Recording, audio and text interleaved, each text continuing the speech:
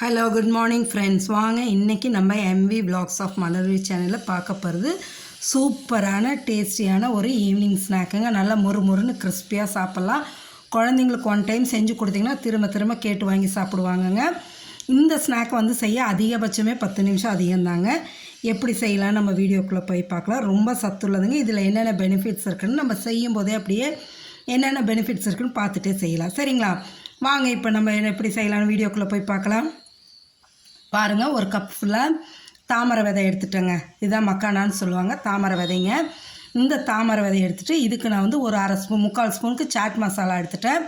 அரை spoon Kashmiri red chilli எடுத்துருக்கேன். அரை ஸ்பூன் ஜீரகப்பொடி, அரை ஸ்பூன் மிளகாத்தூள், உப்பு தேவையான அளவு எடுத்தாச்சுங்க.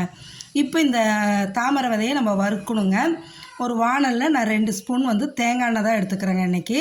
நீங்கள் வேணும்னா நெய்யும் போட்டுக்கலாம், இல்லை பட்டரும் போட்டுக்கலாம். அது நம்மளோட சாய்ஸுங்க. நான் இன்றைக்கி தேங்காய் எண்ணெய் தான் ஊற்றி வறுத்து எடுக்கிறேங்க. இது ரொம்ப ஃபோமியாக இருக்குங்க, அப்படியே ரொம்ப சாஃப்டாக இருக்கும். இது சீக்கிரம் போலாக இருக்கிறங்காட்டிக்கு சீக்கிரமாக இதாகிடும், கருகிடும். அதனால் தீயை எந்த அளவு குறைக்க முடியுமோ அந்தளவு சிம்மில் வச்சுக்கோங்க. குறைச்சி வச்சுக்கிட்டு பொறுமையாக வறுத்தெடுங்க. நல்லா ஈவனாக வறுபடணுங்க. அதனால் கிளறி விட்டுட்டே இருங்க. விட்டிங்கன்னா அடி பிடிச்சிடும், கருகிடும் ஒரு பக்கமாக. அதனால் கிளறுங்க. இதில் பார்த்திங்கன்னா நிறைய மினரல்ஸ் இருக்குதுங்க. பொட்டாசியம் இருக்குது, பாஸ்பரஸ் இருக்குது, மெக்னீஷியம் இருக்குது, முக்கியமாக அயர்ன் இருக்குது, ஜிங்க் இருக்குது. வெயிட் லாஸ் பண்ணணுன்னு நினைக்கிறவங்க ரெகுலராக அதை எடுத்துக்குவாங்க. ஏன்னு கேட்டிங்கன்னா இதில் ஹை ஃபைபர் இருக்குங்க. அதனால் ஹை ஃபைபர் இருந்தாவே நம்மளுக்கு டைஜஸ்டிவ் சிஸ்டத்துக்கு ரொம்ப பெஸ்ட்டுங்க.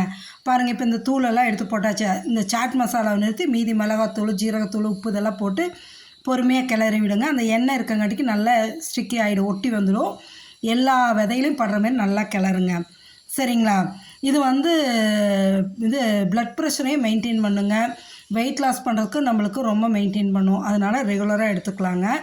எல்லாருமே குழந்தைங்கள்லேருந்து பெரியவங்க வரைக்கும் எடுத்துக்கலாம். இப்போ நம்ம அந்த சாட் மசாலாவையும் போட்டுடலாங்க. போட்டு நல்லா கிளறிடுங்க. அதாவது மீடியம் ஃப்ளேம் கூட வைக்கக்கூடாதுங்க, சிம்மில் வச்சுக்கணும். தீயை குறைச்சி வச்சு தான் கிளறணுங்க. கிளறி எடுத்துட்டோன்னா நல்லா மொறுன்னு கிறிஸ்பியாக இருக்குங்க.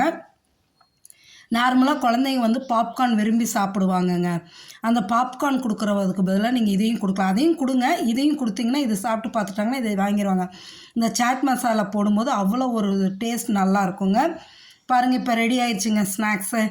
இந்த தாமரை விதையை இந்தமாரி என்னோடய ஸ்டைலில் நான் வறுத்து காமிச்சிருக்கேன். நீங்களும் செஞ்சு சாப்பிட்டுட்டு எப்படி இருக்குன்னு கமெண்ட் செக்ஷனில் சொல்லுங்கள். மறக்காமல் நம்ம சேனலை சப்ஸ்கிரைப் பண்ணுங்கள், லைக் பண்ணுங்கள், ஷேர் பண்ணுங்கள். ஓகே, தேங்க்ஸ் ஃபார் வாட்சிங் ஃப்ரெண்ட்ஸ்.